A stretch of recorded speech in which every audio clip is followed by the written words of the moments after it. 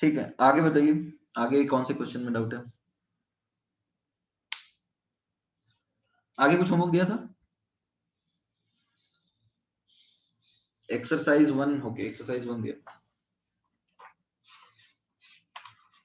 38 to 50। ठीक है, 38 to 50 में बताइए, कोई डाउट है तो।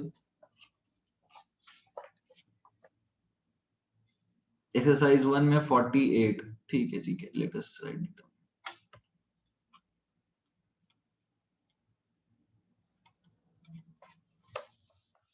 39 का आंसर सी होना चाहिए। Root mean square velocity of a gas is proportional to, देखो 39 जो है मास ऑफ गैस टेकन पे डिपेंड करता है क्या? अच्छा एक बात बताओ, जो रूट मीन स्क्वायर वेलोसिटी है वो मोलर मास पे डिपेंड करता है या एक्चुअल मास पे डिपेंड करता है?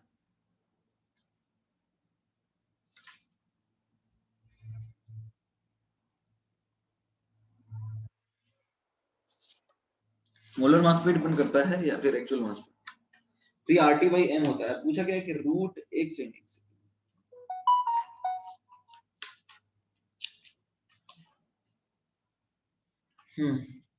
Root mean square velocity of a gas molecule is proportional to m is equal to mass of gas taken. देखो ये मोलर मास के इनवर्सली प्रोपोर्शनल होता है, ये बात तो अपन जानते हैं सब लोग, राइट? इसमें कोई दिक्कत नहीं है ना एवरीबॉडी? हाँ, कुछ तो बोलो। मोलर मास को हम कन्वर्ट कर सकते हैं। अच्छा, क्रिश इज सेइंग हम मोलर मास को कन्वर्ट कर सकते हैं किस में, ये बताओ। मास में कन्वर्ट करोगे? किस मास में? नॉर्मल मास में? क्या बोलना चाह रहे हो?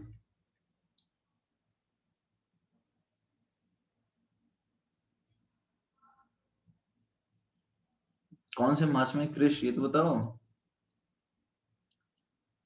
गिवन मास में कन्वर्ट करोगे?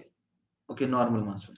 अच्छा एक चीज बताओ, जैसे हमने जो पढ़ा है आरएमएस वेलोसिटी का, मतलब हमने फॉर्मूला पढ़ा है √3 RT/m, राइट? हमने फॉर्मूला तो यही पढ़ा है ना कि √3 RT/m। तो ये जो आरएमएस वेलोसिटी है, ये वेलोसिटी जो प्रॉपर्टी है, तुम्हें नहीं लगता है सबके लिए सेम ही होगी? मतलब वेलोसिटी कोई एक्सटेंसिव, मतलब कोई ऐसी चीज तो नहीं है जो बहुत सारे मॉलिक्यूल पर डिपेंड करती है। वेलोसिटी यदि एक मॉलिक्यूल की वही है तो 10 मॉलिक्यूल की तो वही होगी ना। Is that clear? वेलोसिटी जो है वो एक तरह से ऐसी चीज है जो कि अमाउंट पे डिपेंड नहीं करती। 10 मॉलिक्यूल ले लोगे तो चेंज हो जाएगा, 20 मॉलिक्यूल ले लोगे तो चेंज हो जाएगा, ऐसा तो कुछ है नहीं। Siddhesh, I will come back to your question. एक बार फिर से बताना, एक क्वेश्चन होने के बाद बताना, ठीक है? तो आई होप ये बात आप समझ रहे हो कि ये जो क्वेश्चन है इसमें वेलोसिटी एक एक्सटेंसिव, मतलब एक्सटेंसिव नहीं, इंटेंसिव प्रॉपर्टी है, जो कि इस बात पे डिपेंड नहीं करता कि कितने मॉलिक्यूल अपने पास है मौजूद। Is that clear? Everybody, is that clear? तो यहाँ पे जो आरएमएस वेलोसिटी होता है ना, आरएमएस वेलोसिटी, इसको अपन लिखते हैं √3 RT/m। अब यदि तुम 10 ग्राम भी लोगे और यदि तुम 20 ग्राम लोगे, तो यदि तुम 30 ग्राम लोगे, तो आरएमएस वेलोसिटी क्या मास लेने से चेंज हो जाएगी? एवरीबॉडी, क्या आरएमएस वेलोसिटी मास लेने से चेंज होगी? काइनेटिक एनर्जी चेंज हो सकती है। ये सबको समझ में आ रहा है? आरएमएस वेलोसिटी मास अलग अलग लेने से चेंज होगी क्या?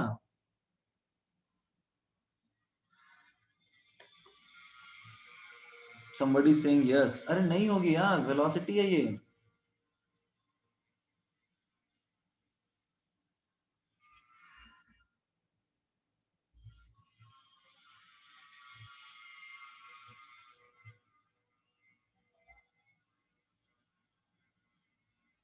एवरीबॉडी क्लियर और नॉट?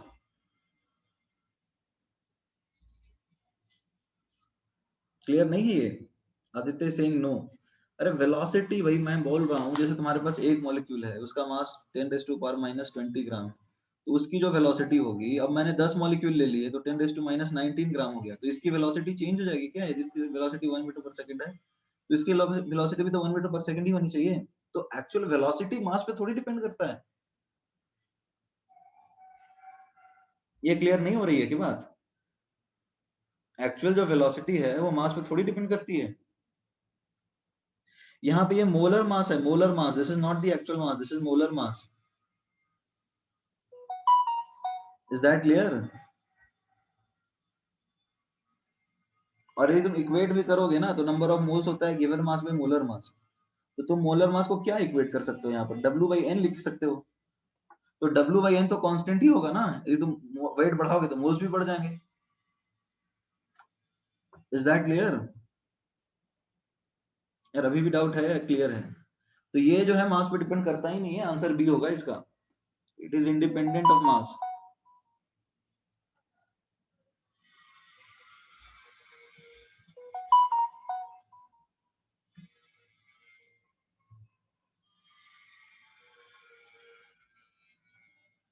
Is that clear?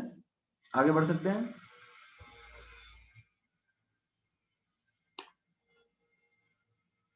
आगे बताइए next.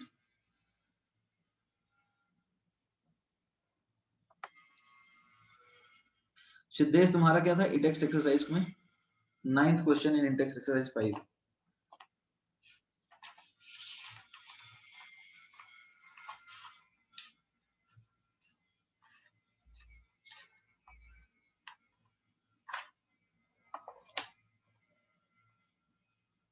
Question number 9, at low pressure the van der Waals equation is reduced to, देखो P plus A by V square होता है, V माइनस B होता है, is equal to RT। Low pressure पे volume बहुत ज्यादा हो जाता है, तो ये वाला टर्म को हम सीधा V लिख देते हैं, यही है ना Siddhesh?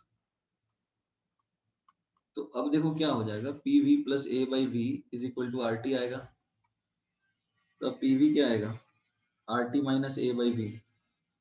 So PV by RT is equal to 1 minus A by VRT। तो Z आएगा 1 minus A by VRT। कोई दिक्कत है? तो ये आ गया compressibility factor. So this clear? Can you come to exercise 1 now?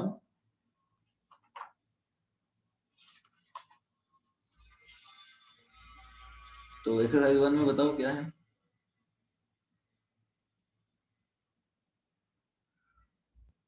Question number 40। Question number 40, ठीक है।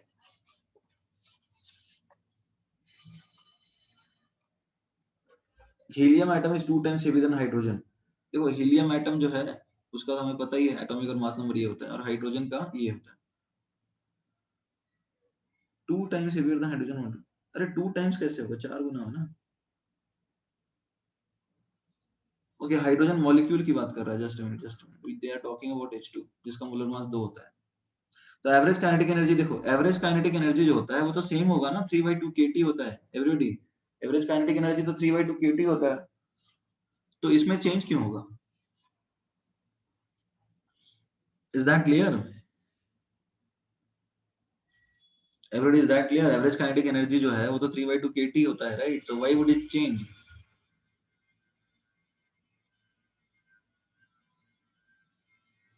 Next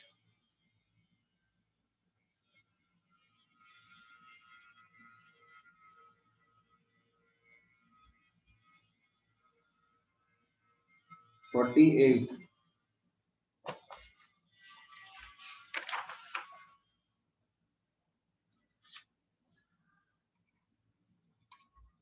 48, a gas container observes Maxwell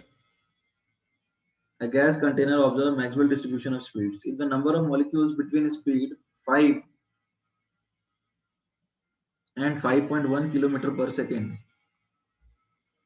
at 25 degrees Celsius is equal to n, what would the speed of molecules between the range of the, देखो कोई समझने की कोशिश करो, question number 48 में जो बोला है, तो अब रेंज देखो, speed of molecules, number of molecules between the same range, if the, एक second, what would be the number of molecules between this range of speed if the total number of molecules would be double. अच्छा एक बात बताओ, total number of molecules double कर दिए गए, है ना, total number of molecules double कर दिए गए, तो तुम्हें नहीं लगता है 2n हो जाएगा? Everybody, total number of molecules double कर दोगे तो उस डिस्ट्रीब्यूशन का तो सेम ही रहेगा ना, मेरे ख्याल 2n ही होगा, और क्या क्या डाउट है इसमें? एवरीबॉडी क्लियर हो रहा है नहीं हो रहा है, 2n कैसे हो गया? Please respond in the chat box, is that clear now? अरे आवाज आ रही है, can you hear me everybody, am I audible? अरे मैं क्या बोल रहा हूँ कि मान लो तुम्हारे पास 5 से और 5.1 के बीच में n मॉलिक्यूल्स हैं, तो अब तुमने मॉलिक्यूल्स डबल कर दिए, तो अब मॉलिक्यूल्स जब डबल करोगे तो 5 मॉलिक्यूल्स वाले सपोज 10 थे, तो अब 10 और ले आओगे ना,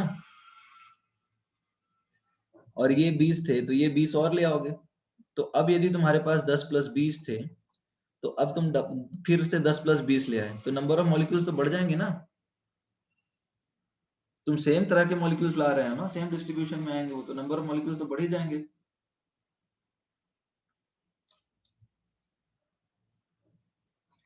तो पहले n था तो अब 2n हो जाएगा, सीधा सा तो केस है, तो आसानी है। सेम डिस्ट्रीब्यूशन वाले मॉलिक्यूल्स आ रहे हैं, इज दैट क्लियर?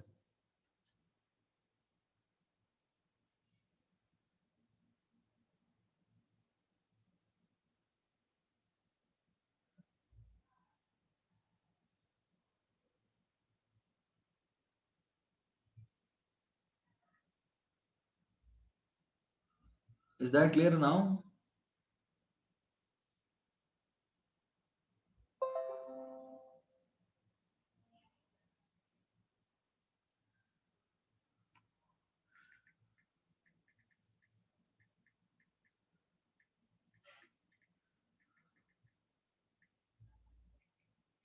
आगे बढ़ सकते हैं।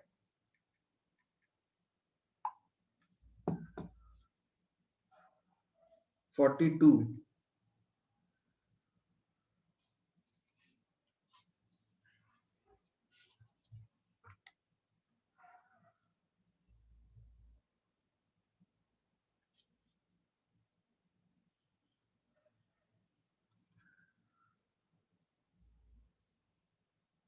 If C1, C2, C3 represent the speed of N1, N2, N3 molecules, then the root mean square is।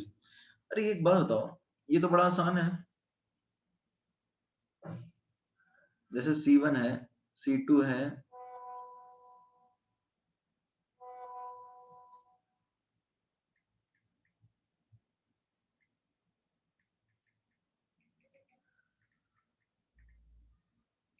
C1 है, C2 है, C3 है,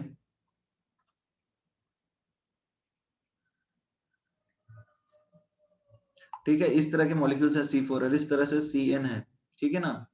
तो अब C1, C2, C3, C4, Cn इस तरह के मॉलिक्यूल्स हैं, इनकी वेलोसिटी है N1, जो इनकी वेलोसिटी नहीं है, हाँ ये नहीं नहीं नहीं, N1 मॉलिक्यूल्स, ये नंबर ऑफ मॉलिक्यूल्स है, ठीक है।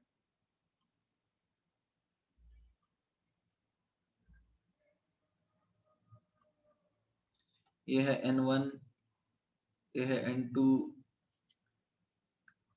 N3, N4 से लेकर के Nn।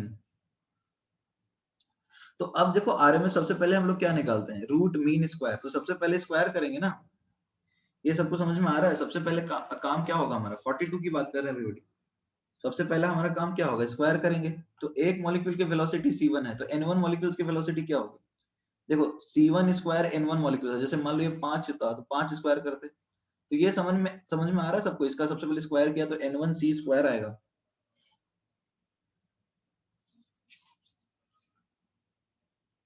Everybody is that clear? ये N1 C स्क्वायर आएगा, और ये आएगा N2 C square, N2 C2 square, ठीक है। फिर ये आएगा N3 C3 स्क्वायर, फिर N4 C4 स्क्वायर, इस तरह से लेकर के NN C1 CN square. Is that clear?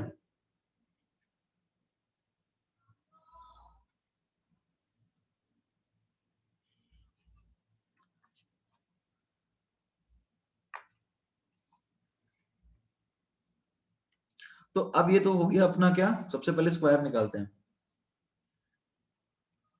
तो अब देखो स्क्वायर निकल गया, फिर नेक्स्ट काम क्या होता है एवरीबॉडी बताओ।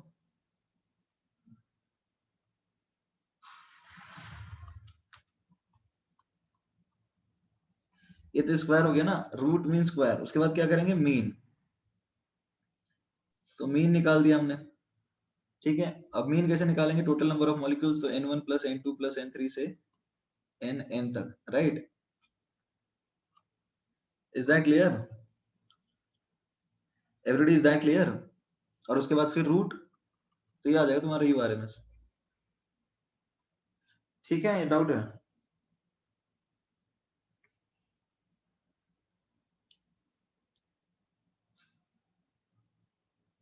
नेक्स्ट बताओ।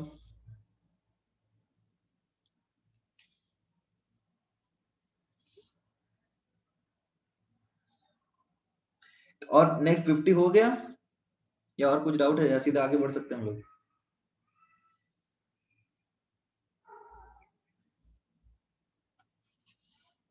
ओके, फिर आगे ही बढ़ते हैं हम लोग।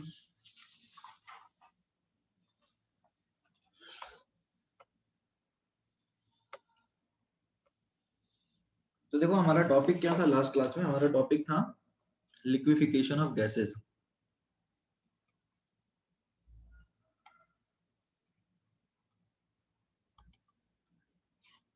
राइट, हमारा टॉपिक यही था ना, liquification of gases. Everybody please respond. तो लिक्विफिकेशन में हमने क्या क्या पढ़ा था बताओ? What are the things which are, what are the let's say primary conditions required for liquification? Liquification के लिए प्राइमरी कंडीशंस क्या रिक्वायर्ड होती है? Everybody please respond in the chat box. What are the primary conditions required for liquification? Low temperature and high pressure. और उसमें कुछ constants अपन define करते हैं, those constants are called critical constants. Is that clear?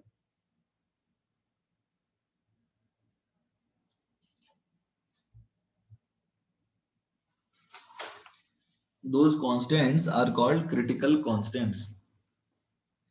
उन constants को अपन बोलते हैं क्रिटिकल कांस्टेंट्स। ठीक है, तो हमने पढ़ा था टीसी के बारे में, क्रिटिकल टेम्परेचर, क्रिटिकल प्रेशर और critical volume, TC VC PC. Is that clear? Critical temperature, critical pressure और क्रिटिकल वॉल्यूम। अब हम थोड़ा ग्राफिकली बात कर लेते हैं। देयर वाज अ साइंटिस्ट, उसका नाम था एंड्रयू। ठीक है, और उसने क्या किया था, एक प्लॉट किया था। एंड्रयू एच थॉमस नाम था। पूरा नाम जानने की इच्छा है क्या? Andrew H Thomas. नाम हम याद रखते हो तुम लोग? ऐसे कितने लोग हैं जो साइंटिस्ट के पूरे नाम याद रखते हैं? वैसे जरूरत नहीं पड़ती है।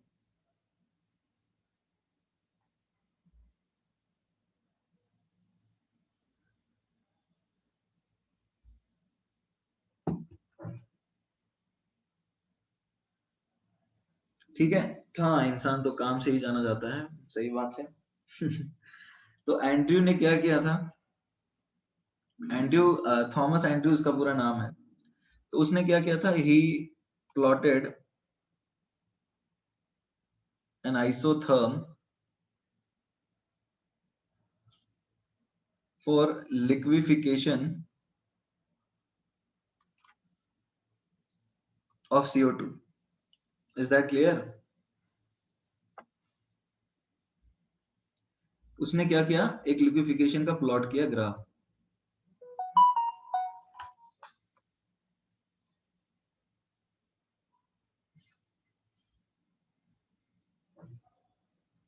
तो अब देखते हैं क्या है। देखो, ये हो गया प्रेशर और ये हो गया वॉल्यूम। सी, एक बात बताओ, जैसे जैसे तुम टेम्परेचर बढ़ाओगे, सी, जैसे जैसे तुम टेम्परेचर बढ़ाते जाओगे, ये बात तो समझ में आ रहा है ना कि जैसे जैसे हम टेम्परेचर बढ़ाते हैं, the graph shifts away from the origin. Everybody, is that clear? जैसे जैसे हम टेम्परेचर बढ़ाते हैं, ग्राफ जो है वो अवे हो जाता है, it shift away from the origin. यानी कि ये T1 है, ये T2 है और ये T3 है और ये सपोज T4 है। तो T1 से बड़ा है T2, T2 से बड़ा है T3, T3 से बड़ा है T4। ठीक है, इज दैट क्लियर एवरीबॉडी? एक बार इसको लिख लो, आगे बढ़ते हैं हम लोग। Right it down.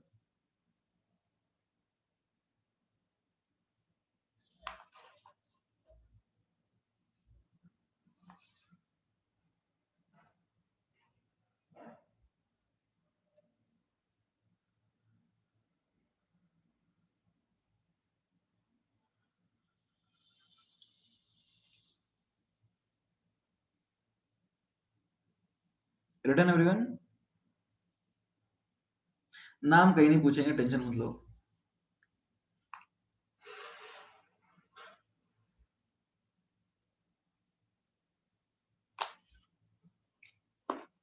ओके, तो अब देखो हायर टेम्परेचर वाला जो रेंज है, हायर टेम्परेचर वाला जो रेंज है, इसमें तो आइडियल बिहेवियर हो सकता है। एवरीबॉडी कैन वी से आइडियल बिहेवियर हाई टेम्परेचर पे ज्यादा दिखेगा और लो टेम्परेचर पे कम दिखेगा, क्योंकि वहां पे हाई टेम्परेचर पे इंटरेक्शन ऑलमोस्ट जीरो के बराबर होता है।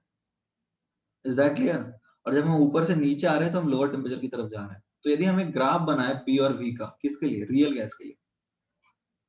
ठीक है, यदि हम एक ग्राफ बनाते हैं प्रेशर और वॉल्यूम का, किसके लिए? Let's say for a real gas.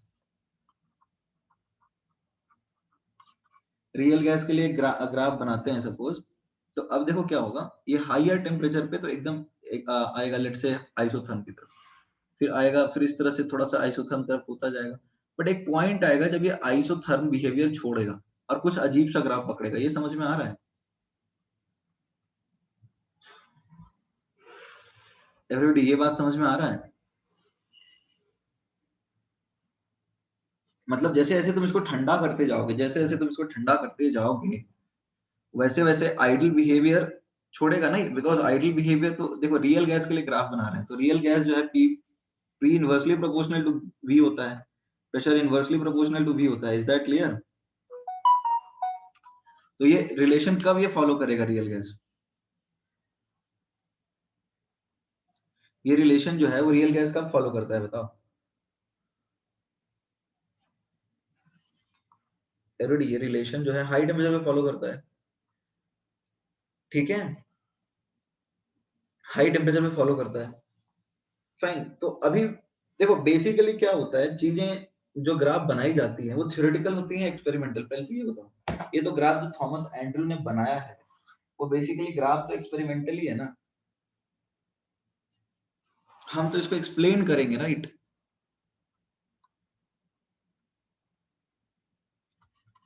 हम तो इसको एक्सप्लेन कर सकते हैं, right? But this is what we can do, and we can explain things through van der Waals equation.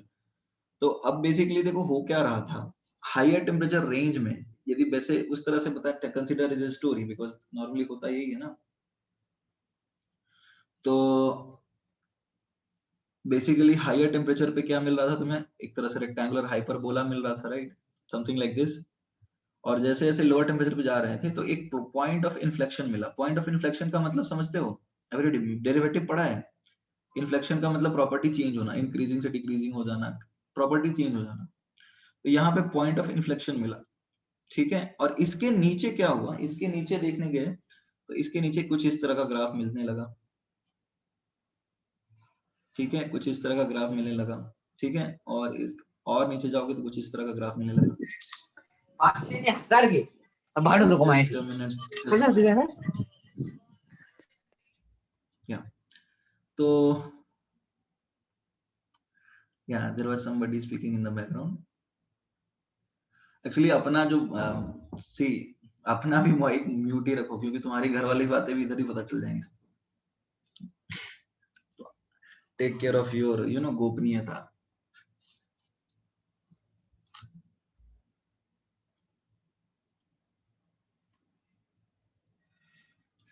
ठीक है, अब देखो क्या है, हाँ कई बार ऐसा होता है, चलो उसकी बात नहीं करते। सी ये जो रीजन है, यहाँ कुछ समझ में आ रहा है तुम्हें एवरीबॉडी?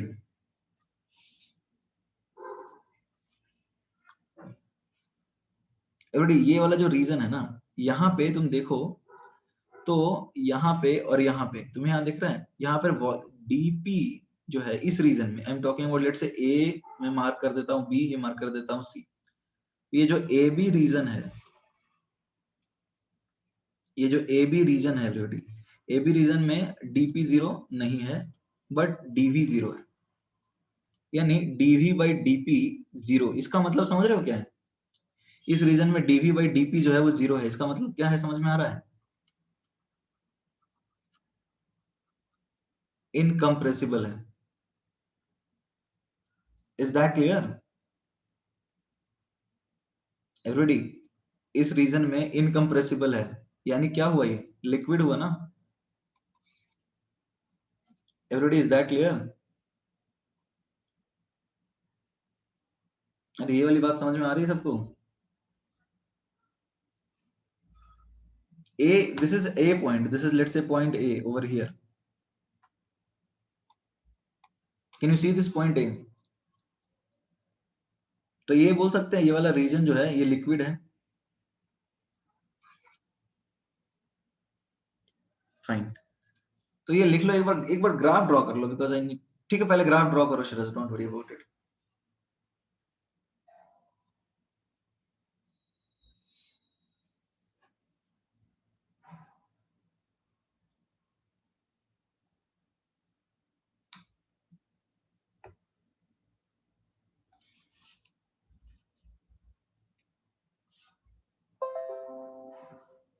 ग्राफ ड्रॉ कर लीजिए पहले, let everyone draw the graph.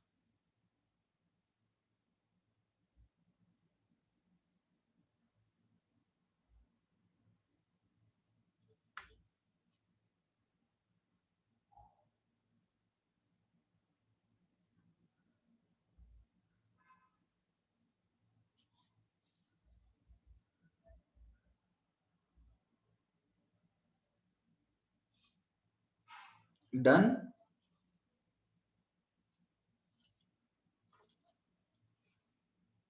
Okay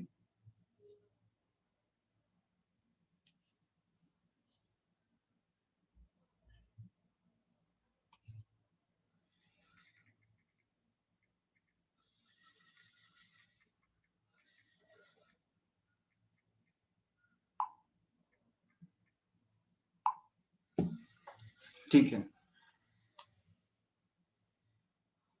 सबने कर लिया। Okay fine. तो सी तो दो तीन रीजन्स हैं, जैसे मान लो एक तो हमने ए बी रीजन की बात करी, थोड़ा सा रुक जाओ, फिर हम बी सी रीजन की बात करेंगे।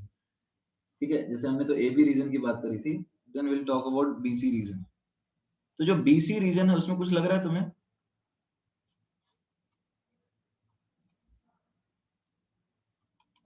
Everybody, what is the B C region? B और सी का जो रीजन है उसमें क्या हो रहा है? बताओ कौन सा टर्म जीरो है? एवरीबॉडी, यहाँ पे कौन सा टर्म जीरो है? यहाँ पे डीपी जीरो है और डीवी जीरो नहीं है ना? यानी यहाँ पे क्या हो रहा है, लिक्विड जो है, मतलब गैस जो है डायरेक्टली लिक्विड में कन्वर्ट हो रहा है without applying external pressure, without increasing pressure.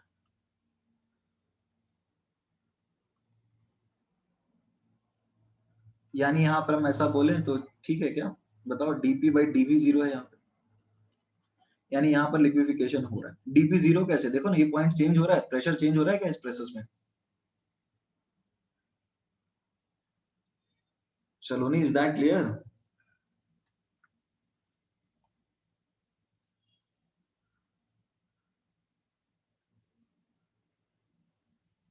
और किसी को डाउट है? तो अब देखो दो तीन रीजन है। अब देखो मैं इसको समझाऊंगा, बट थोड़ा सा वेट करना, हो सकता है थोड़ा देरी से चमकेगा तुम्हें। ये सबने लिखा?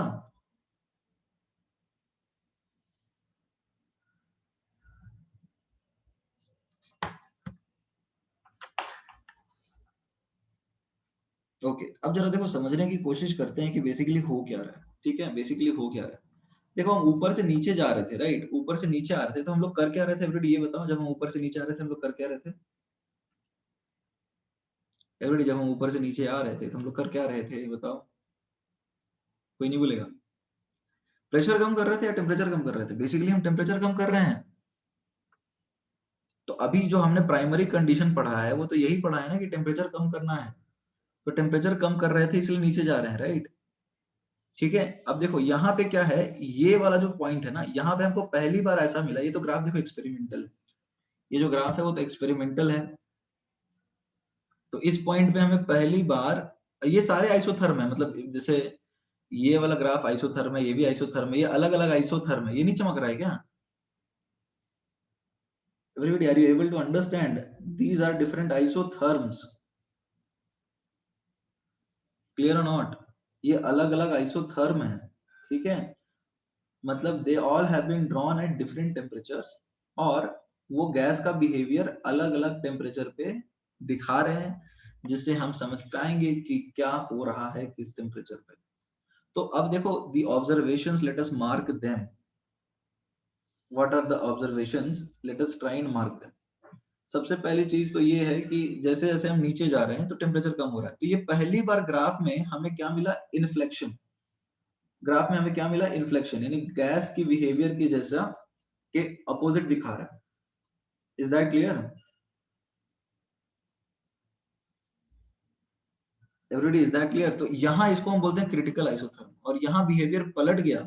मतलब देखो ये वाला प्रॉपर्टी क्या है एवरीबॉडी? ये प्रॉपर्टी गैस की है, ये प्रॉपर्टी गैस की है। गैस की क्या प्रॉपर्टी, सॉरी यार गैस बोल रहा हूँ, लिक्विड।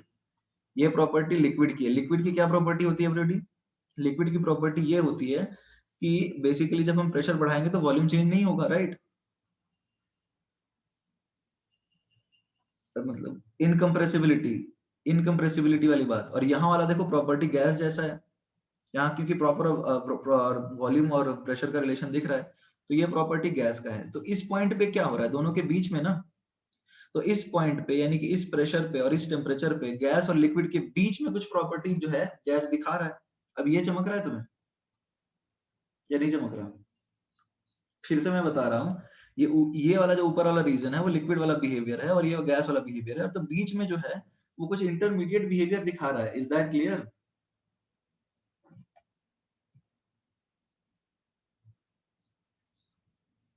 इज दैट क्लियर और नॉट? ओके, तो अब ऊपर वाला लिक्विड कैसे बताया? ऊपर वाला लिक्विड ऐसे बता रहा हूँ श्रेयस, जरा समझने की कोशिश करो। ऊपर वाला जो है उसमें तुम्हें दिख रहा है ना कि ये इस तरह का कर्व है, यानी कि तुम प्रेशर बढ़ा रहे हो तो वॉल्यूम में कोई खास चेंज नहीं आ रहा है। Is that clear?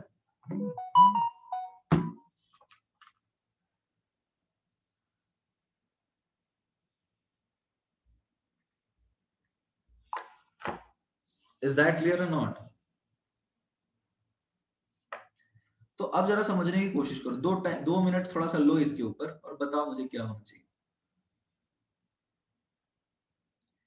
एवरीबॉडी थोड़ा सोचो, यदि तुम खुद सोचो कि यदि गैस का बिहेवियर जो है वो नहीं दिख रहा है, ठीक है, गैस का बिहेवियर जो है मतलब वॉल्यूम चेंज नहीं हो रहा प्रेशर अप्लाई करने पे, तो इसका मतलब क्या है?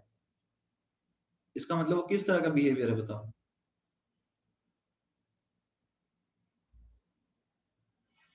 नहीं बताओगे?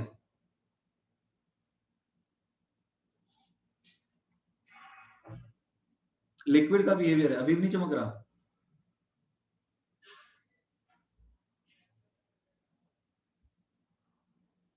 चमक रहा है ना?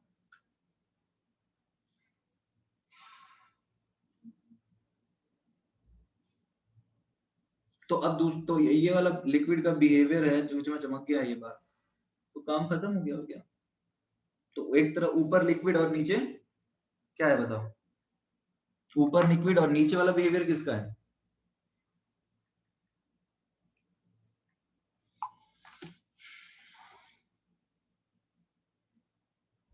नीचे गैस का है, तो बीच में क्या दिखा रहा है वो?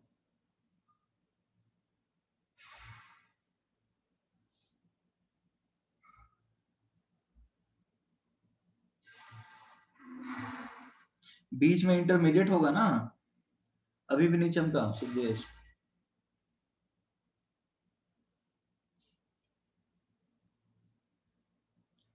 ओके, देखो बेसिकली मैं बोलना क्या चाह रहा हूँ यार, देखो सीधा सा है, ये ऊपर वाला बिहेवियर लिक्विड वाला है, क्योंकि तुम प्रेशर बढ़ा रहे हैं तो वॉल्यूम चेंज हो नहीं रहा है, ठीक है, प्रेशर बढ़ा रहे हैं तो वॉल्यूम चेंज नहीं हो रहा, तो ये प्रॉपर्टी लिक्विड का है। लिक्विड पे प्रेशर लगाते हो तो वॉल्यूम चेंज हो जाता है क्या? नहीं होता ना। तो ऊपर वाला बिहेवियर लिक्विड का है और नीचे वाला बिहेवियर किसके जैसा है? नीचे वाला बिहेवियर गैस के जैसा है। देखो प्रेशर बढ़ा वॉल्यूम कम हो रहा है, अप्रोक्सीमेटली गैसेस बिहेवियर तो दिखा रहा है ना, ये भी नहीं चमक रहा? अरे भाई प्रेशर वॉल्यूम दोनों चेंज हो रहा है, तो गैस का ही बिहेवियर है, लिक्विड का तो बिहेवियर होता नहीं है कि प्रेशर चेंज करेंगे तो वॉल्यूम चेंज हो जाएगा।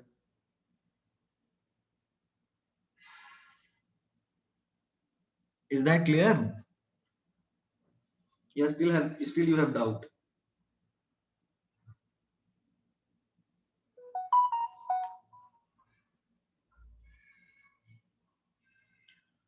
ओके, तो अब जो बीच वाली पॉइंट है, बीच वाली जो पॉइंट है, वो बीच वाली पॉइंट में हम बोल सकते हैं कि लिक्विड और गैस के बीच का कुछ होगा। अभी भी नहीं चमक रहा है, तो वो इसीलिए तो हम बोल रहे हैं क्रिटिकल आइसोथर्म, यहाँ पे क्रिटिकल पैरामीटर्स हमें मिल रहे हैं क्योंकि बिहेवियर इंटरमीडिएट है दोनों का, लिक्विड और गैस के बीच में कुछ बिहेवियर शो कर रहा है। अब ठीक है या अभी भी डाउट है?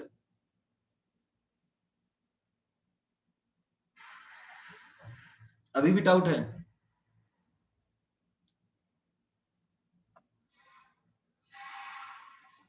तो यहां तक तो बात समझ में आई होगी तुम्हें। ओके, तो अब यहाँ पे डीपी नॉन जीरो है, राइट? यहाँ पे डीपी नॉन जीरो है, तो डीपी नॉन जीरो का मतलब क्या है, ये वाली रीजन की बात कर रहे हैं अपन, ये वाली रीजन की। डीपी नॉन जीरो का मतलब प्रेशर चेंज नहीं हो रहा है ना, अरे यार क्या बोल रहा हूँ मैं, प्रेशर चेंज हो रहा है और वॉल्यूम जीरो है, तो ये इनकम्प्रेसिबिलिटी, ये गैस वाली प्रॉपर्टी। और इस रीजन में जरा देखो, सेम प्रेशर पे गैस लिक्विफाई हो रहा है अपने आप, ठीक है, सेम प्रेशर पे अपने आप लिक्विफाई, तो यहाँ पर तो गैस का लिक्विफिकेशन, इतनी बात तो समझ में आ गई होगी। Is that clear everybody? ठीक है, अब आगे बढ़ सकते हैं। ओके, चलो अब आगे बढ़ते हैं। तो बेसिकली जरा समझने की कोशिश, अभी क्या कुछ लिखना था क्या?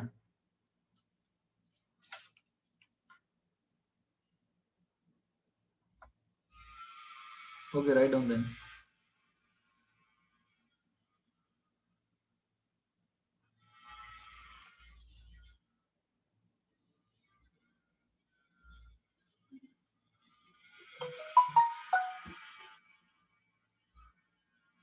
एबी रीजन में लिक्विड स्टेट कैसे है? एबी रीजन में लिक्विड स्टेट है, हाँ।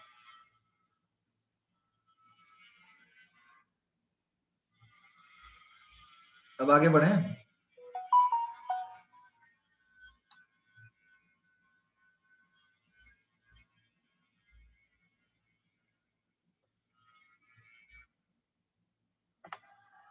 ओके, चलो ठीक है। तो बेसिकली समझने की हम कोशिश करते हैं कि हो क्या रहा है यहाँ पे। सी, अब मैं ग्राफ बना लेता हूँ, एक सेकंड ना।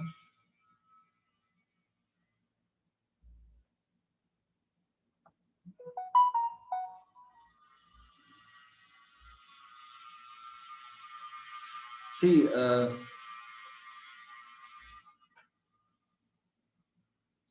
यहाँ पे क्या हो रहा था, यहाँ पे अपने पास प्रेशर था, यहाँ पे अपने पास वॉल्यूम है, राइट। यहाँ पे प्रेशर था और यहाँ पे वॉल्यूम है। तो हायर टेम्परेचर पे हमें आइडियल गैस जैसा बिहेवियर लग रहा था। हमें एक ऐसा पॉइंट मिला जहाँ पे गैस और लिक्विड के बीच का प्रॉपर्टी हमें एक पॉइंट पे देखने को मिल रहा है। ये एक तरह से, इस तरह से इसको बोलते हैं पॉइंट ऑफ इन्फ्लेक्शन, ठीक है। तो यहाँ पे लिक्विड की प्रॉपर्टी, यहाँ पे गैस की प्रॉपर्टी। तो यहाँ पे हमें लिक्विड और गैस की प्रॉपर्टी पहली बार मिली, राइट। एवरीबॉडी, ये बात समझ में आ रहा है? यहाँ पे हमें लिक्विड और गैस की प्रॉपर्टी जो है वो पहली बार मिली। कोई दिक्कत है? Everybody, is that clear? यहाँ पर हमें लिक्विड और गैस की प्रॉपर्टी जो है वो पहली बार देखने को मिली। तो यही अपना क्रिटिकल आइसोथर्म देगा ना, यानी यहाँ पे हमें मिलेगा टीसी, पीसी और वीसी। यानी इस पॉइंट पे हमें जो टेम्परेचर मिला वो टीसी है, इस पॉइंट पे जो हमें प्रेशर मिला वो पीसी है, और इस पॉइंट पे जो हमें वॉल्यूम मिला वो वीसी है। Is that clear?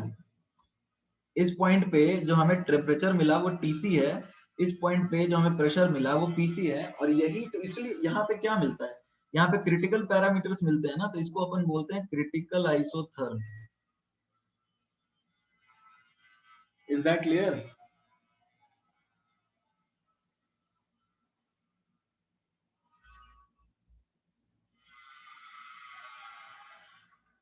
कोई दिक्कत तो नहीं होना चाहिए।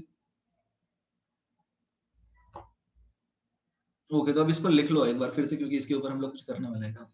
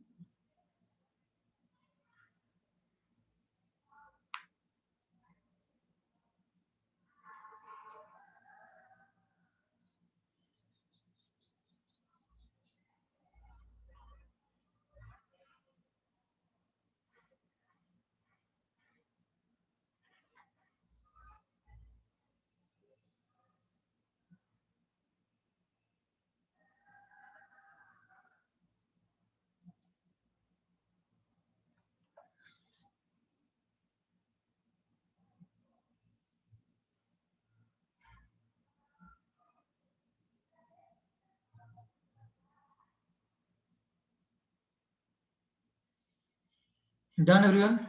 तो अच्छा ये बताओ, इस पॉइंट पे क्या, यहाँ पर एक चीज देखना, द इंटरफेस बिटवीन लिक्विड और gas, will that be visible? the interface between liquid and gas, will that be visible? जिसको बोलते हैं distinct boundary.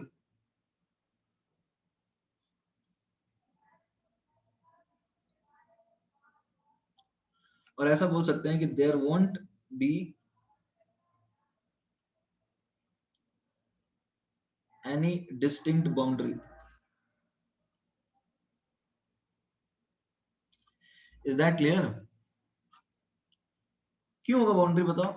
अच्छा बताओ, आइस और वाटर का जो लिक्विफिकेशन होता है वो कितने टेम्परेचर पे होता है, मतलब फ्रीज कितने टेम्परेचर पे करता है?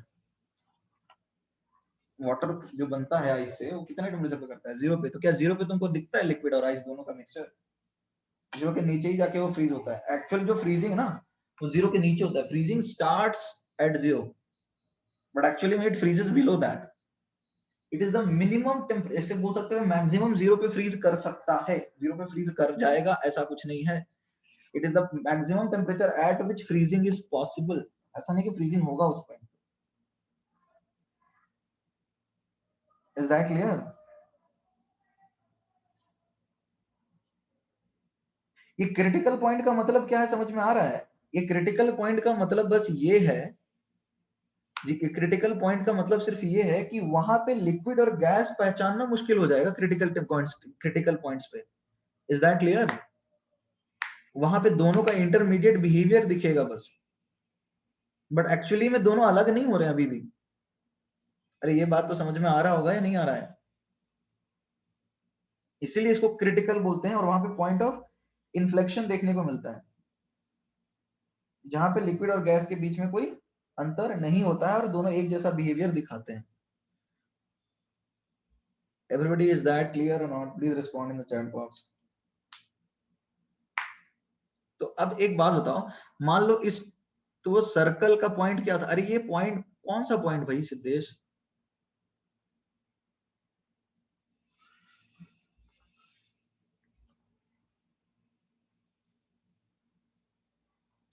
इन्फ्लेक्शन होता है भैया, इन्फ्लेक्शन नहीं, डेरिवेटिव नहीं पढ़ा है, इन्फ्लेक्शन,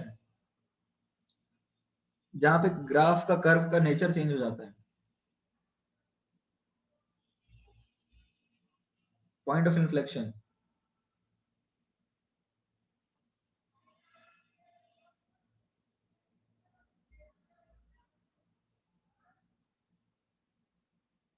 रिटर्न एवरीवन, कुछ तो बोलो, लिख लिया सबने?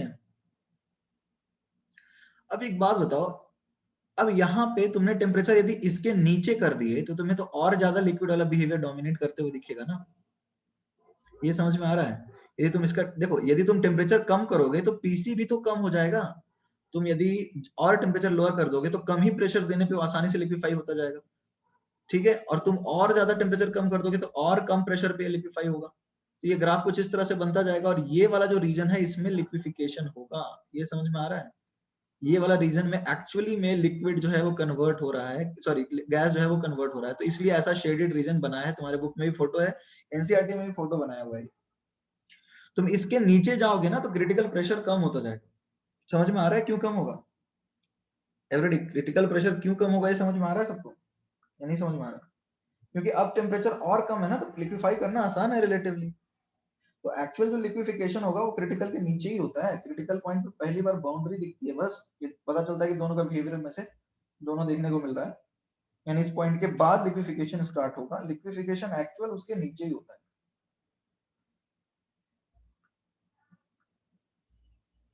हाँ, रेटिकल पे जस्ट लिक्विफिकेशन शुरू हुआ है, वहां पे लिक्विफिकेशन हो नहीं रहा। अच्छे से तुम्हें लिक्विफाई करना है ना तो उसके नीचे जाना पड़ेगा।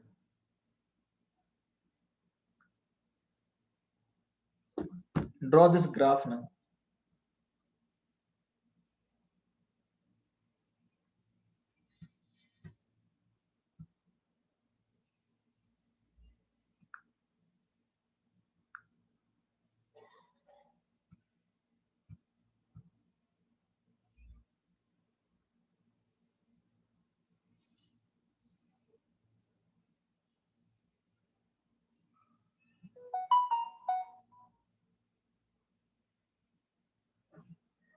Okay, done everyone?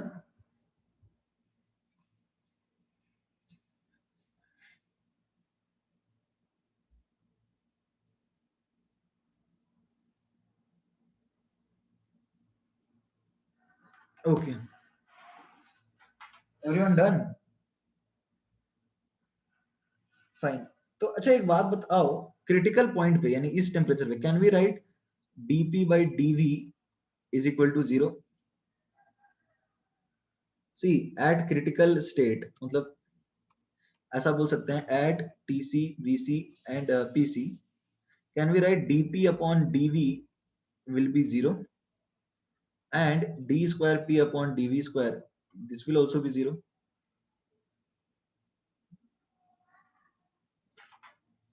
ऐसा बोल सकते हैं क्या? पॉइंट ऑफ इन्फ्लेक्शन पे तो होता ही है ना ऐसा, पॉइंट ऑफ इन्फ्लेक्शन पे ये दोनों चीजें 0 हो जाएंगी। So can we guys calculate the values of PC, TC and VC? ये आप कैसे लिखा रहे हो मतलब? अरे उस पॉइंट पे इन्फ्लेक्शन है ना, तो उस पॉइंट पे तो 0 ही होगा ना।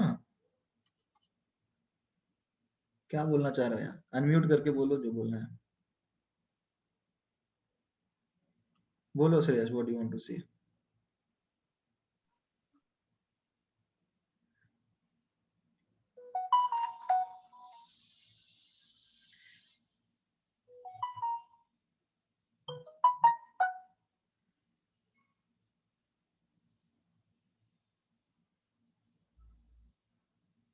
डीपी बाई डीवी 0 क्यों? अरे उस पॉइंट पे पॉइंट ऑफ इन्फ्लेक्शन है ना।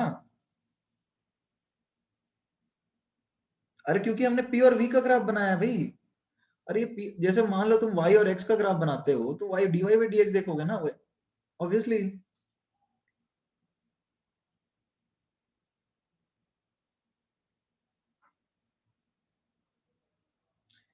ठीक है, कोई डाउट है?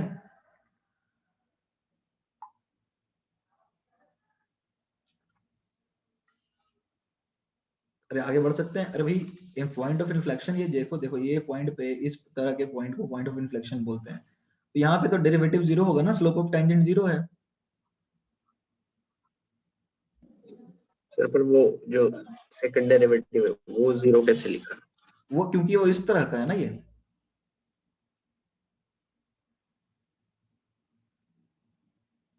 तो मतलब स्ट्रेट लाइन है क्या वहां पे? हाँ। अच्छा ये मैथमेटिक्स में प्रॉपर्टी होती है सीधी सी। हाँ होती है, बट वो ऐसे हम्म, कैसे बता दिया कि स्ट्रेट लाइन है? कैसे बताया स्ट्रेट लाइन? ये तो ग्राफ बना है ना, ऐसा ऑब्जर्वेशन है। तुम देख, बेसिकली ये तो एक्सपेरिमेंटल ग्राफ है और उन्होंने वैसा मिला, तो ऑब्वियसली स्लोप जो है फर्स्ट डेरिवेटिव का सेकंड का 0 आ रहा है। पॉइंट ऑफ इन्फ्लेक्शन पे ये प्रॉपर्टी होती है, मैथ्स बेसिक मैथ्स में पढ़ा नहीं है क्या ये? हाँ सर वो पढ़ा है, बट कैसे प्रेशर और वॉल्यूम का चेंज 0 कैसे, वो मुझे नहीं समझ रहा कि प्रेशर और वॉल्यूम का चेंज 0 नहीं हो रहा है, मतलब नहीं, क्वेश्चन क्या है तुम्हारा? सर वो मैथमेटिकली समझ गया मैं कि आपने कैसे बोला ग्राफ से, बट वो ऐसे क्या चीज? उसका एक्सप्लेनेशन क्या होगा कि वो 0 कैसे आया? 0 कैसे आया? हाँ 0 ऐसे आया क्योंकि मैथमेटिकली ही है। तो एक तो देखो, एक तो ग्राफ है, तो ग्राफ तो मैथमेटिकली ही बताएंगे। तुम ये पूछ सकते हो मेरे से कि वहां पे हम कैसे बोल रहे हैं कि लिक्विफिकेशन स्टार्ट हो रहा है। वो हम ऐसे बोल रहे हैं कि उस पॉइंट पे दोनों के बीच के इंटरमीडिएट प्रॉपर्टीज दिख रही है, हायर प्रेशर पे लिक्विड वाली दिख रही है और लोअर प्रेशर पे गैस वाली दिख रही है। तो उस पॉइंट पे लिक्विड वाली बिहेवियर और या फिर इंटरमीडिएट बिहेवियर पहली बार दिख रही है। और ये जो मैंने लिखा है डीपी बाई डीवी टीसी पे 0 होगा, वो तो ग्राफिकली ही बोल रहा हूँ ना मैं। ये हम तुम कैलकुलेट कर रहे हैं। देखो दो चीजें हैं, एक तो थ्योरेटिकल एस्पेक्ट्स होते हैं और एक प्रैक्टिकल एस्पेक्ट्स होते हैं। ठीक है, और थ्योरेटिकल में भी होते हैं कि जैसे पीसी होता है तो मैथमेटिकली क्या है पीसी, तो जब हम कैलकुलेट करेंगे तो मैथमेटिकली करेंगे ना, तो वो तो ग्राफ से ही बताऊंगा मैं।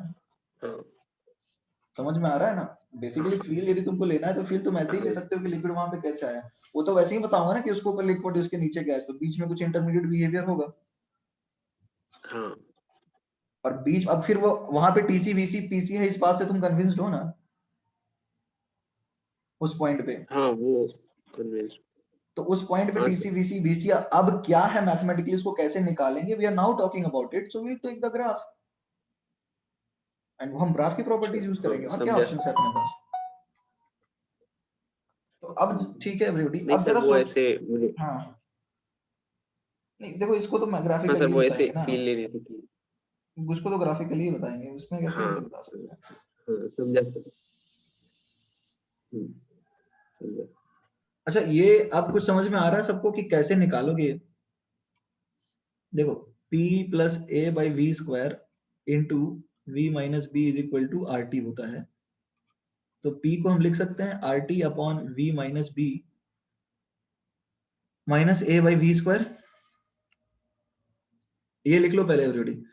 अब इसको 2 बार डिफरेंशिएट करो और बताओ क्या आता है।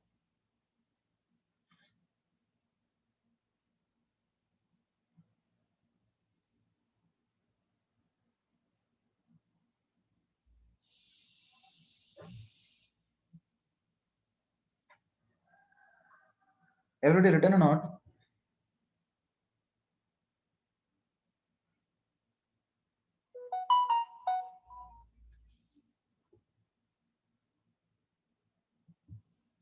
एवरीबॉडी रिटन और नॉट? अरे कुछ तो बोलो।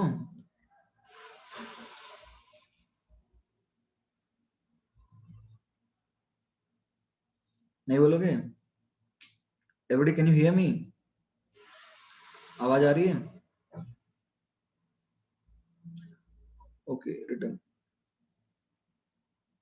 तो अब क्या करेंगे हम? अब इसको डीपी बाई डीवी डिफरेंशिएट करके बताओ क्या आता है। Dp by zero dv put करो जीरो, देखो क्या आता है एवरीबॉडी। और सेकंड डेरिवेटिव भी करो इसका zero. Will you get TC VC and PC now? तुम्हें अब मिलेगा क्या टीसी वीसी और पीसी? करके सॉल्व करके बता सकते हो मुझे, या मैं करके बताऊं? Can you solve this?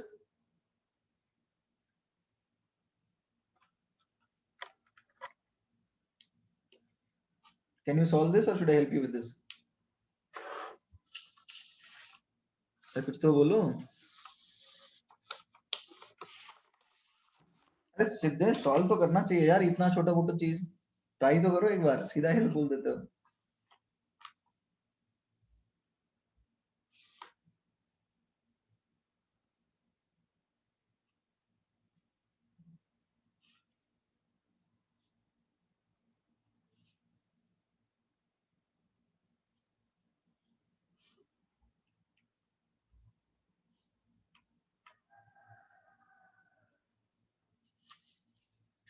अच्छा चलो ठीक है, लेट अस डू इट।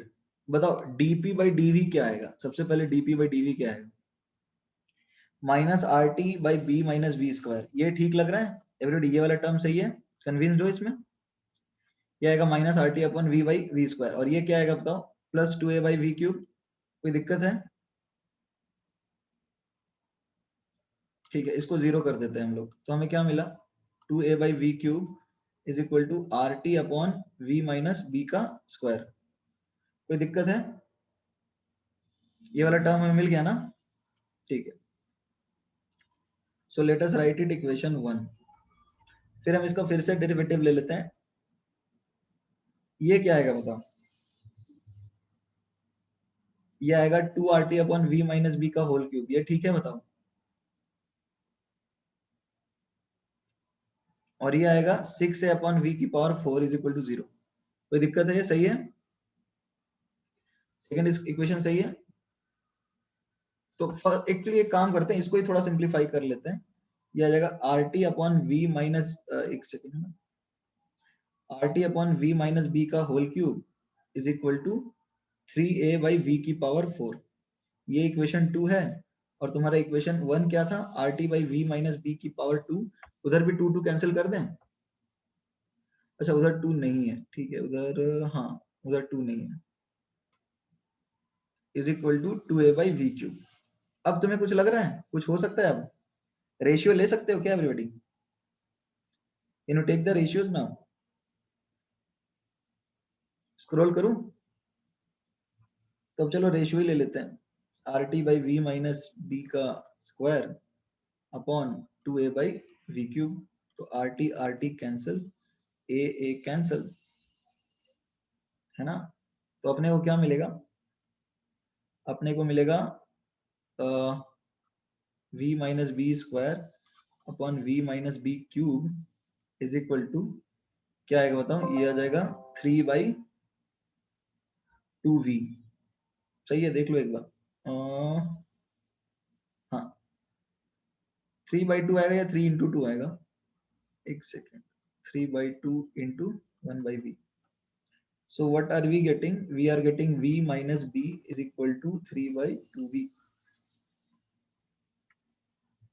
एक सेकंड देख लेते हैं, 2v is equal to 3v minus 3v.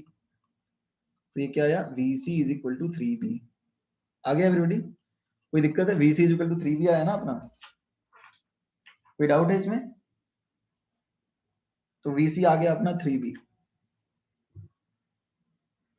अब बाकी पैरामीटर तो निकाल लो, इतना मैंने निकाल दिया है. अब p तो निकाल ही सकते हो a और b के टर्म्स में.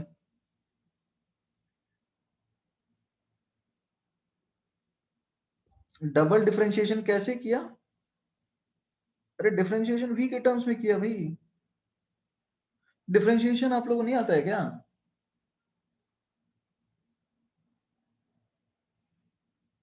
तो फिर वहां 2, अरे ये पावर 2 है ना भैया, ये b माइनस बी की पावर 2 है. मान लो तुम्हारे पास x की पावर -2 है, तो क्या लिखोगे? माइनस एक्स की पावर, ये लिखोगे ना. तो ये v माइनस बी है ना टर्म.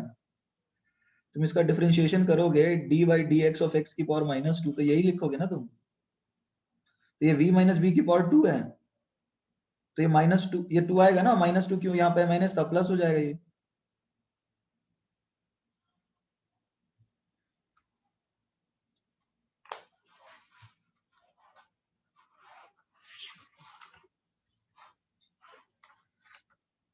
क्या अभी भी डाउट है?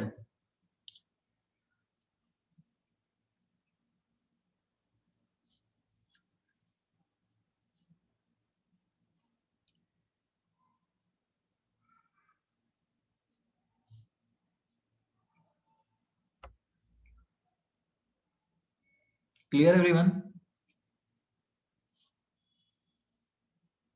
अरे और किसी को डाउट है डेरिवेशन में?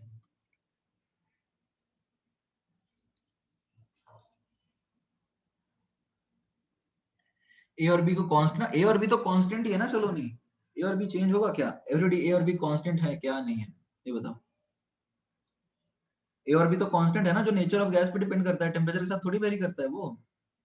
वो तो हमने पढ़ा है ना, तो उसको तो कांस्टेंट ही लेंगे ना. Guys please respond in the chat box. अपन पढ़ चुके हैं कि नहीं पढ़ चुके हैं? ए और बी कांस्टेंट होते हैं, जो कि थोड़ी नेचर ऑफ गैस पे डिपेंड करता है. तो प्रेशर टेम्परेचर चेंज करेंगे थोड़ी ए और बी चेंज होगा. तो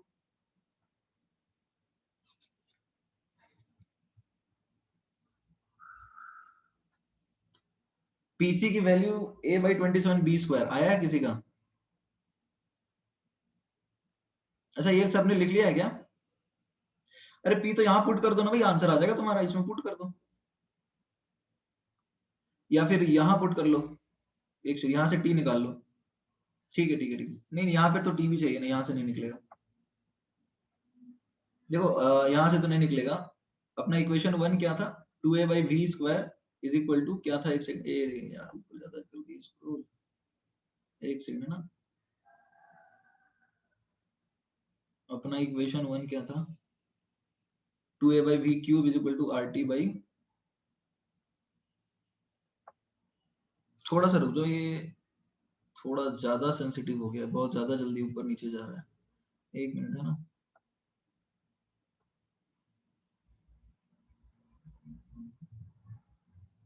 हम्म 2a/v³ is equal to RT upon v minus B का स्क्वायर. ये यूज कर सकते हैं ना इक्वेशन 1 एवरीवन.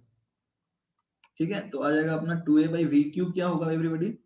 27b³ और v माइनस बी क्या आ जाएगा एवरीबॉडी? 4 आएगा right.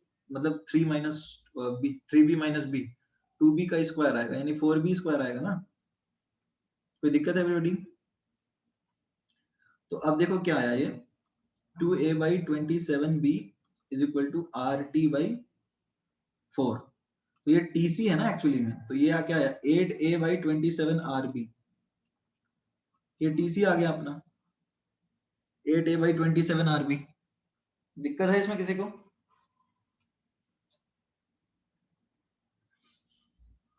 Everybody, is that clear or not?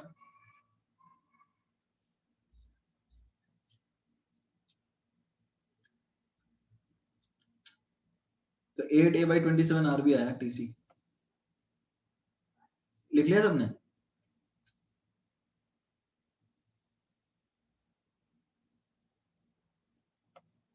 ठीक है, देखो हमने VC और TC निकाल लिया, तो क्या हम PC निकाल सकते हैं?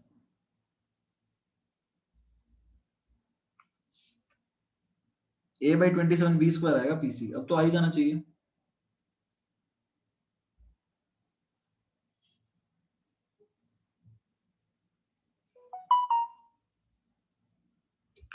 थोड़ा स्लोली।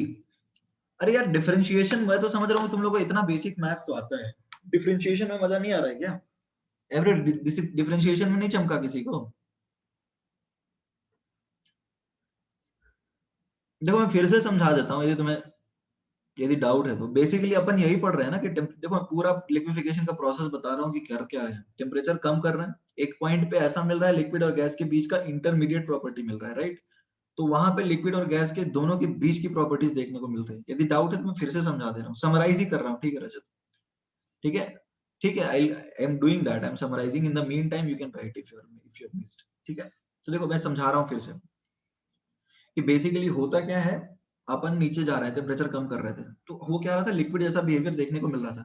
तो पहली बार जिस पॉइंट पे लिक्विड और गैस दोनों की बिहेवियर मिली, उस पॉइंट पे उस ग्राफ को क्या बोलेंगे, क्रिटिकल आइसोथर्म, क्योंकि वहां पे क्रिटिकल पैरामीटर्स हमें मिल रहे थे। समझ में आ रहा था ना, ऊपर जा रहा था लिक्विड वाला और नीचे आ रहे थे तो गैस वाला, तो उस पॉइंट पे TC VC PC अपने को मिलेगा। इस बात पे तो सब लोग कन्विंस्ड हो ना, नहीं हो? Everybody, are you convinced on this? Fine, fine, तो ये वाली बात अपने को समझ में आ गई है। अब देखो उसके नीचे जाएंगे तो अपने को गैस मिलेगा, सॉरी लिक्विड मिलेगा, उसके नीचे जाएंगे तो लिक्विड मिलेगा, और उसके ऊपर जाएंगे तो गैस मिलेगा। तो उसी पॉइंट पे पहली बार लिक्विड और गैस देखने को मिलेगा ना।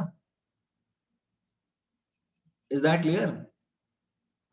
अरे हाँ ना, कुछ तो बोलो। तो उसको क्रिटिकल आइसोथर्म बोलते हैं। ठीक है, और ये तुम्हें समझ में आया, इनकम्प्रेसिबल वाला फैक्टर से हम लिक्विड बता रहे थे, dP/dV जो है उससे, कि प्रेशर बढ़ा रहे हैं वॉल्यूम चेंज ही नहीं हो रहा, तो लिक्विड है।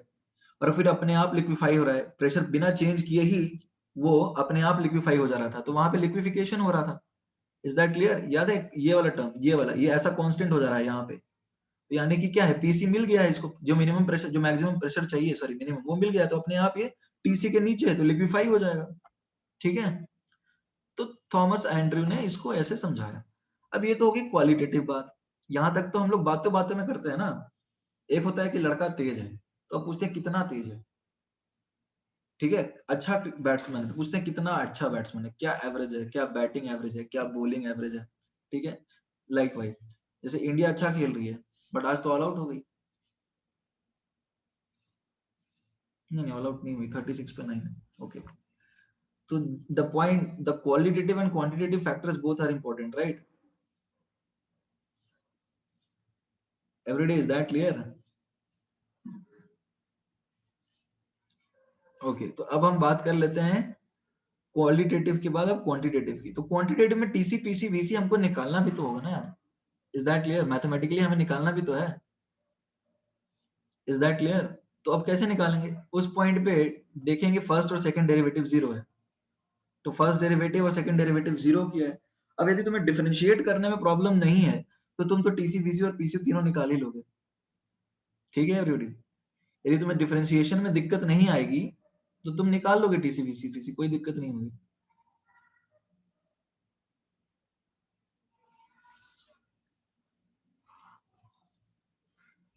Okay Shreyas, written?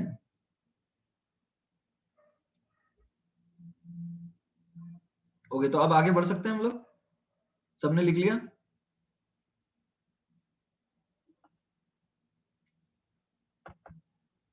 तो पीसी निकाल लिया सबने कि मैं बताऊं? एवरीबॉडी पीसी आया?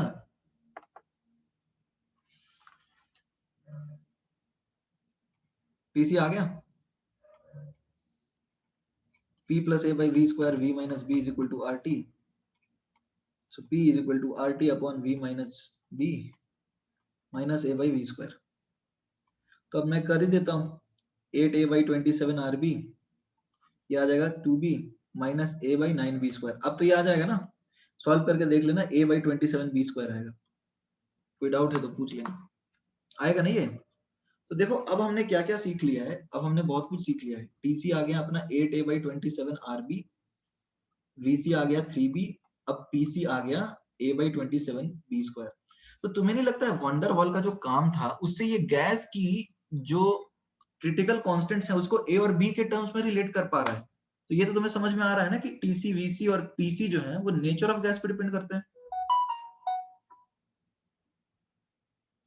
तो अब तुम्हें नहीं लगता है कि बड़ा इंपॉर्टेंट काम कर गया वो भी?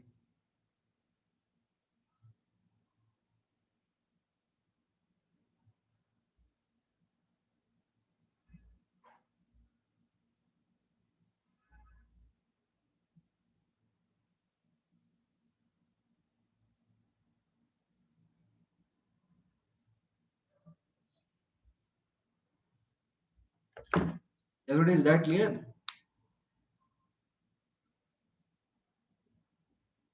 ओके, तो इसको लिख लिया सबने?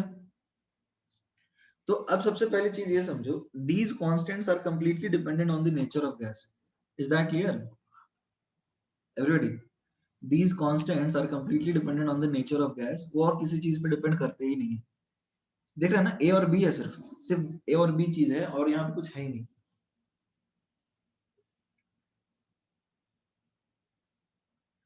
आगे बढ़ सकते हैं हम? एवरीडी आगे बढ़ सकते हैं?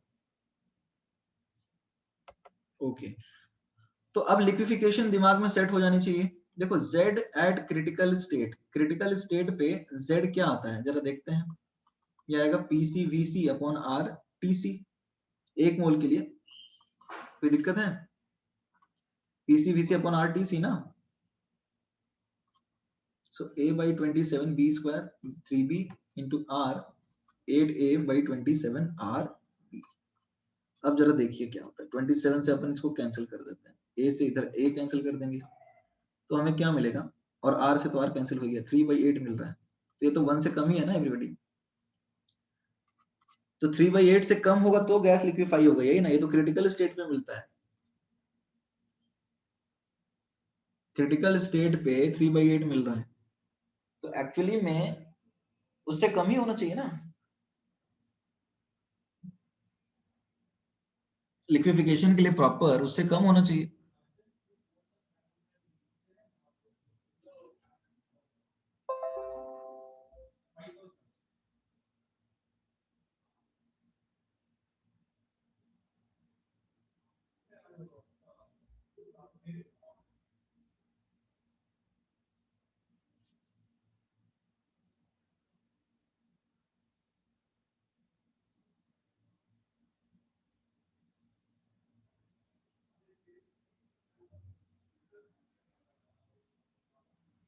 क्या कम होना चाहिए? Z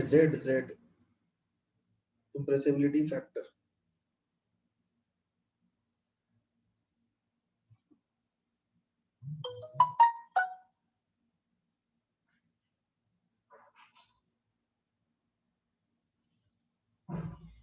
done everyone?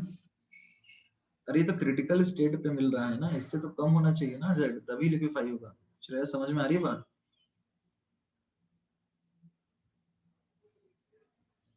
या नहीं समझ में आ रही है? क्लियर है ना? तो आगे बढ़ सकते हैं हम एवरीबॉडी? आगे बढ़ सकते हैं, ठीक है। ये तो जनरल बात होगी। आज हेवी हो गया। अरे आज तो मेरे को लगता है कुछ खास बातें करी नहीं है, सिर्फ एक ही बात करी है कि लिक्विड और उसके नीचे गैस है और एक बार डिफरेंशिएट किया है बस। इससे ज्यादा तो कुछ किया ही नहीं यार, एक ही कहानी दोहराया है मैंने अब तक। अरे अब तक क्या पढ़ा है?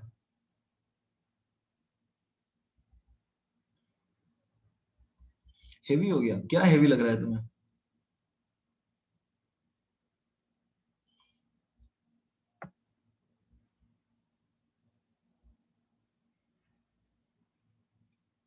ऐसा तो यार बाउंस करने लायक, क्या फिर से रिवाइज कराऊं?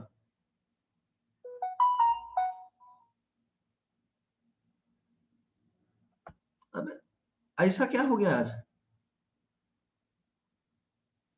अरे कहानी तो यही है ना भैया कि उसके लिक्विड के ऊपर, अरे देखो अभी तक हमने पढ़ा क्या है यार, यही तो पढ़ा है कि इसके इस पॉइंट पे लिक्विड है, इस पॉइंट पे गैस है, तो इस पॉइंट पे क्रिटिकल आइसोथर्म हो रहा है। इसके नीचे जाओगे तो इनकम्प्रेसिबल है, क्योंकि प्रेशर चेंज हो ही नहीं, प्रेशर चेंज कर रहे हैं बट वॉल्यूम चेंज होना है, तो प्रेशर चेंज, ये इनकम्प्रेसिबिलिटी लिक्विड बताती है, और यहाँ पे ये मिनिमम प्रेशर मीट कर गए तो गैस बन रहा है, लिक्विफिकेशन यहाँ हो रहा है। इतना ही कहानी है, इससे ज्यादा कुछ पढ़ा है कि कंसेप्ट तो इतना ही है ना।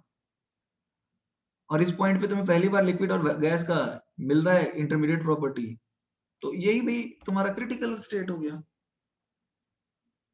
इससे ज्यादा हमने क्या किया, इस पॉइंट पे फर्स्ट और सेकंड डेरिवेटिव जीरो है तो डिफरेंशिएट करके टीसी वीसी पीसी निकाल लिया, इससे ज्यादा तो हमने कुछ किया ही नहीं है।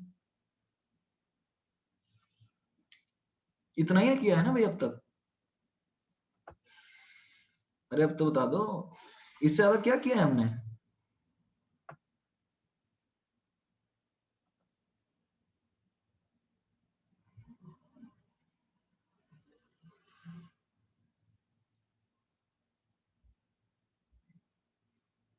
फिर भी हेवी हो गया, अरे भाई तो इसमें कुछ नहीं कर सकता हूँ मैं, थोड़ा तुम्हें मोटिवेशन रखना चाहिए। ये लोग देखो, साइंटिस्ट लोगों को देखो, ये लोग इतना हेवी चीज बनाते हैं भाई, और तुम समझ नहीं पा रहे हो।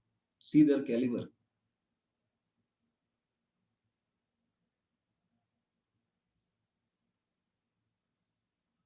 उनको इंटरेस्ट होगा तो तुमको इंटरेस्ट नहीं है।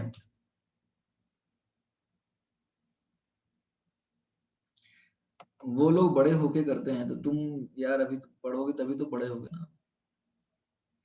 अरे चलो फालतू बातें मत कर रहे हैं, कोई डाउट है तो बताओ।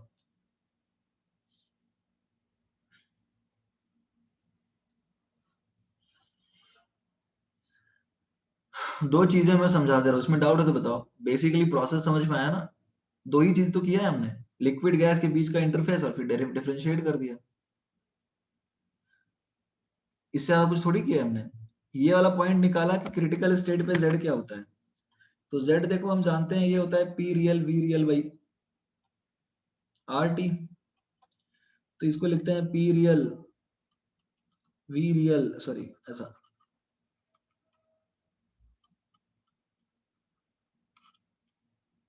By P ideal V ideal. तो ये तो हम लोग जानते हैं ना भी कि ये PV by R T C हो जाएगा क्रिटिकल स्टेट पे। क्लियर है, तो ये PC VC by R T C हो जाएगा, तो ये 3/8 आ रहा है, तो कैलकुलेशन है। क्या डाउट है इसमें। तो अब तो क्रिटिकल पे तो लिक्विफिकेशन होता नहीं ना, उसके नीचे होता है, तो उसके नीचे तो और जेड कम होना चाहिए ना, क्योंकि हमने पढ़ा है जेड लेस देन 1 पे अट्रैक्शन होता है और जेड ग्रेटर देन 1 पे रिपल्शन होता है, तो जेड जितना कम होगा उतना ज्यादा अट्रैक्शन है, तो इस लिक्विफिकेशन के लिए तो उससे कम ही होना चाहिए ना 3/8 से। अभी भी नहीं चमका, ये कंप्रेसिबिलिटी वाला ग्राफ याद है।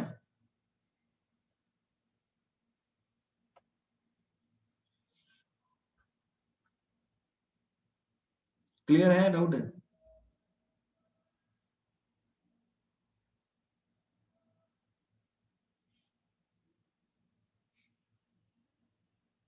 तो write it down then.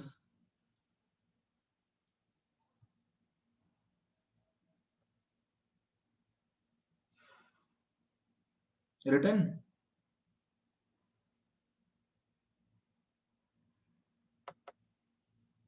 Okay.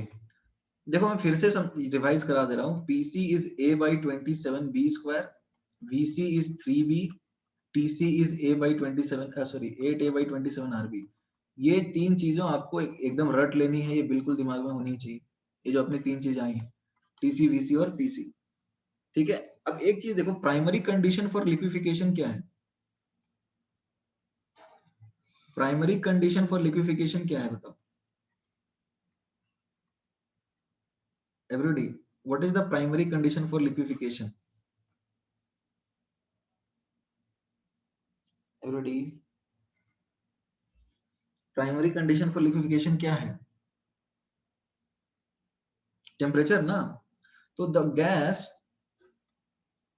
with highest value of TC will be liquefied most easily,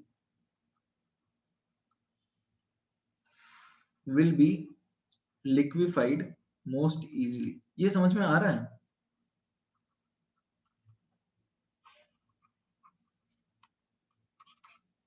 Everybody is that clear? अरे ये समझ में आ रहा है? देखो ये मैं कैसे बोल रहा हूँ, समझने की कोशिश करो। एक गैस है जिसको हमको ठंडा करना पड़ता है 200 केल्विन पे। एक गैस को लिक्विफाई करने के लिए हमको 100 केल्विन तक जाना पड़ता है। जैसे ये गैस ए है, ये गैस बी है। तीसरे गैस के लिए हमें 50 केल्विन तक जाना पड़ रहा है, सी। और फिर हमको लास्ट गैस के लिए डी के लिए 10 केल्विन तक जाना पड़ रहा है। तो अब बताओ किसको लिक्विफाई करना सबसे आसान है? एवरीबॉडी, एक गैस को लिक्विफाई करना डी, अरे ए भैया 200 है, बी 100 है, ए को लिक्विफाई करना सबसे आसान है ना, क्योंकि उसको सबसे कम ठंडा करना पड़ रहा है। डी को तो 10 केल्विन तक लेके जाना पड़ रहा है, तो जिसका ज्यादा टीसी है उसको लिक्विफाई करना ज्यादा आसान है ना।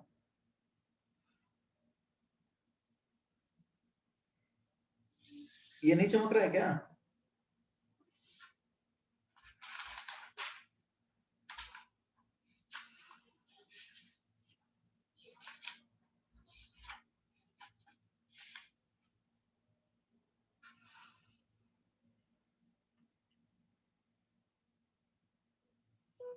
रिपीट।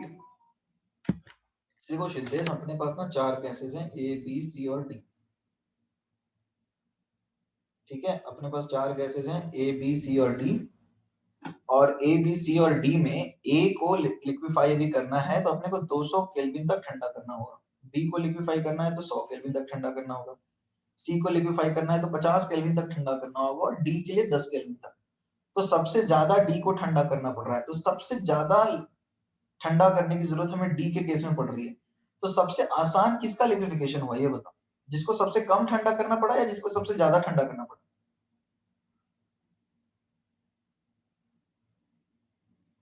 सिद्धेश, जिसको सबसे कम ठंडा करना पड़ा, यानी जो हाईएस्ट टेम्परेचर पे जिसका हाईएस्ट टीसी होगा, उसका लिक्विफिकेशन सबसे ज्यादा आसान होगा। अभी भी नहीं चमक रही बात?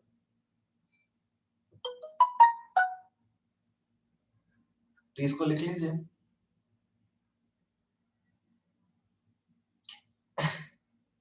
ऐसा तो नहीं कि लिक्विफिकेशन गैस का करने चले थे और तुम्हारे दिमाग का ही दही हो गया, वही लिक्विफाई हो गया।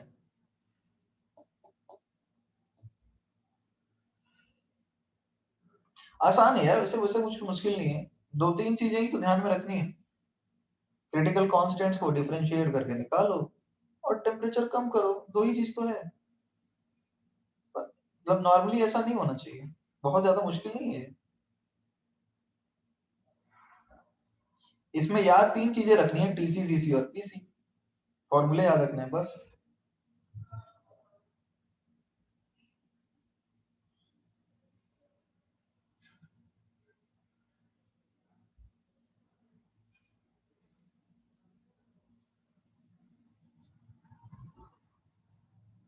Done everyone?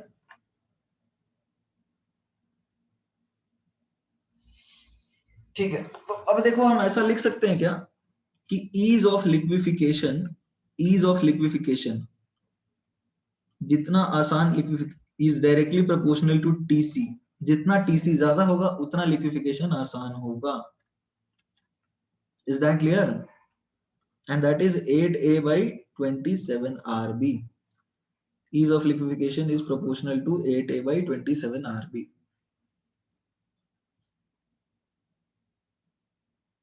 Write it down.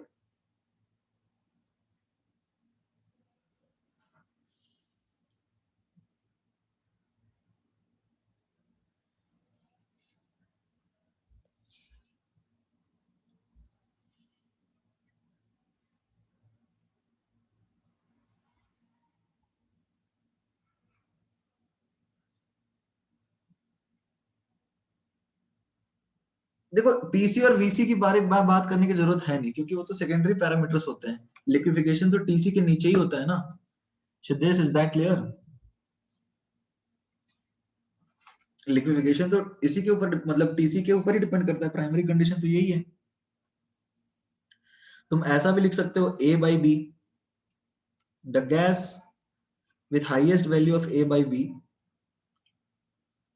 gas with highest value of A by B will be liquefied most easily.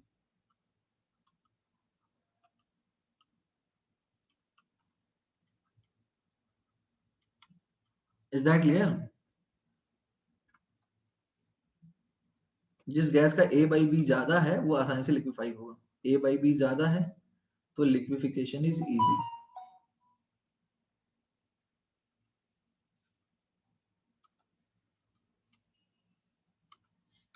Written everyone?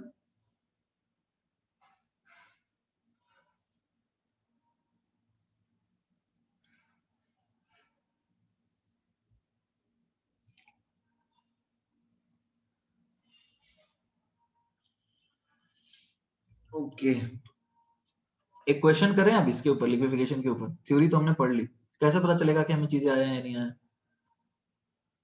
Question करें? ओके ठीक है, रुकते हैं।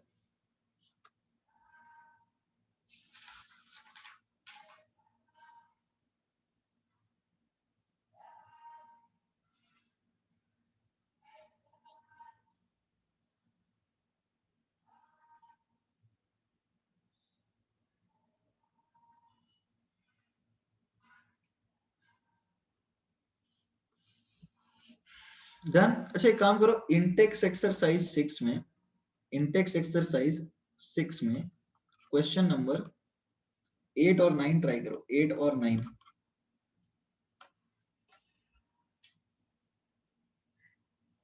इनफैक्ट एक काम करो, तुम 6 से लेके 9 सारे क्वेश्चन करो, 6 7 8 9 4 क्वेश्चन।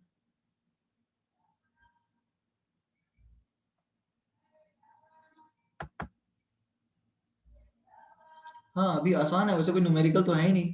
अरे वो न्यूमेरिकल नहीं, तुम आसानी से कर सकते हो। 6 7 8 9 कोई न्यूमेरिकल नहीं है, थियोरेटिकल क्वेश्चंस है।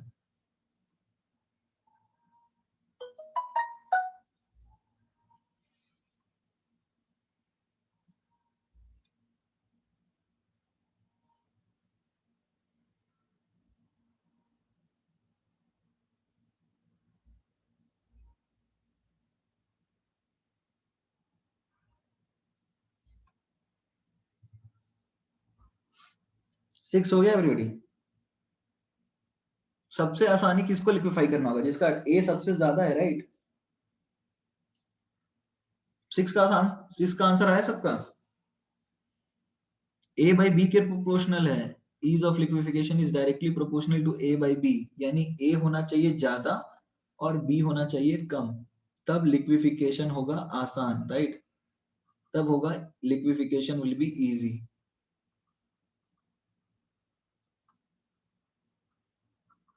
तो क्या आएगा आंसर बताओ? 6 का आंसर क्या आएगा एवरीबॉडी? 6 का आंसर क्या आएगा? Please respond in the chat box. 6 का आंसर NH3। कन्विंस्ड हो सब लोग?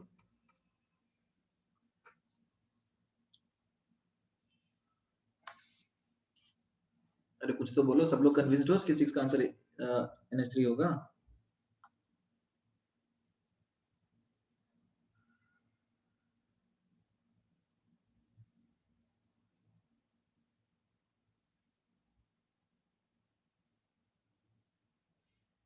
ओके नेक्स्ट क्वेश्चन बताइए देन।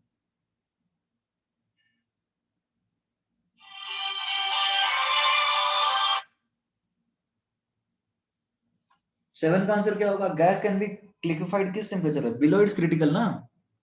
ये तो बहुत आसान है यार, ये तो बताना ही चाहिए तुम लोगों को। 8 का आंसर क्या होगा?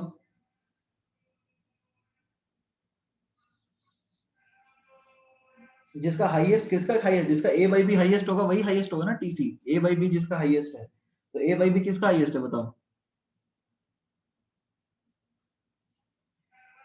एवरीडी? ए बाई बी किसका हाईएस्ट है? जेड का, यानी कि option D. Is that clear?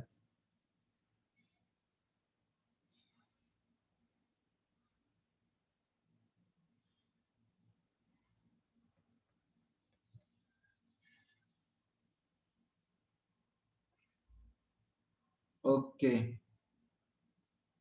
और नाइन्थ का आंसर आया 9th। अच्छा, क्रिटिकल टेम्परेचर पे क्या, it is the highest temperature at which liquid and vapour can coexist. ये सही बात है क्या एवरीबॉडी? क्रिटिकल टेम्परेचर हाईएस्ट है ना। देखो ये इस पॉइंट पे कोएग्जिस्ट कर सकता है, इस पे तो एग्जिस्ट नहीं कर सकता, तो ये और इस पे एग्जिस्ट कर सकता है, तो ये हाईएस्ट हुआ ना। और मिनिमम तो बहुत नीचे होगा, ये मिनिमम हो गया और ये मैक्सिमम हुआ ना, ये तो मैक्सिमम टेम्परेचर है। ऑप्शन ए सही है एवरीबॉडी? एवरीबॉडी ऑप्शन ए सही है ना? पूछा है क्या गलत है, तो ऑप्शन ए तो सही है। ठीक है, beyond critical temperature gas can not be liquefied, ये वाला बात भी तो सही है ना, इसके ऊपर तो लिक्विफाई नहीं कर सकते। ठीक है, eight critical the surface tension of the system is 0। देखो सरफेस टेंशन समझ रहे हो, सरफेस टेंशन क्या होता है? सरफेस टेंशन वो लिक्विड की प्रॉपर्टी होती है एवरीबॉडी, लिक्विड की प्रॉपर्टी होती है ना कि एक स्फेरिकल सरफेस पे रहता है, तो ये बात तो सही है ना, पूरी तरह से लिक्विड तो बना ही नहीं है, गैस का थोड़ी होता है सरफेस टेंशन। ऑप्शन डी बात कर लेते हैं। एट क्रिटिकल टेम्परेचर तक, देखो दोनों एक ही सिस्टम होता है। हमने बोला था कि एक देयर इज नो इंटरफेस, मैंने एक पॉइंट बोला था, नो डिस्टिंक्ट इंटरफेस। तो डिस्टिंक्ट इंटरफेस नहीं है तो तुमको अलग अलग डेंसिटी तो तब मिलेगा ना जब सॉलिड और लिक्विड सेपरेट हो जाए। जैसे पानी H2O लिक्विड और H2O सॉलिड अलग हो जाए तो अलग अलग डेंसिटी मिलता है, लेकिन जब यहाँ इंटरफेस ही नहीं है तो सेपरेटेड क्रिटिकल डेंसिटीज कहां से मिलेगा? ये गलत है। ये चमक रहा है सबको?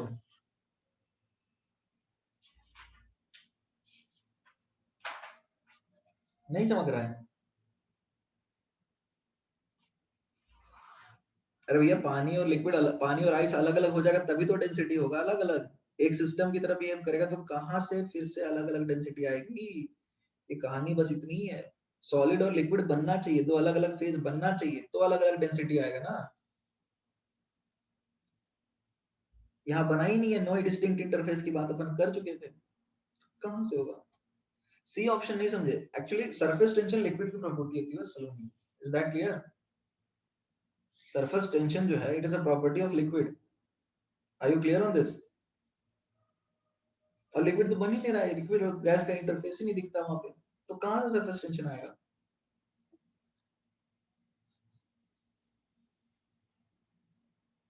कोई दिक्कत है सलोनी? तो अभी आगे बढ़ चुके हैं, बढ़ सकते हैं हम अभी। आप लोग लिक्विफिकेशन में कॉन्फिडेंट महसूस कर रहे हो?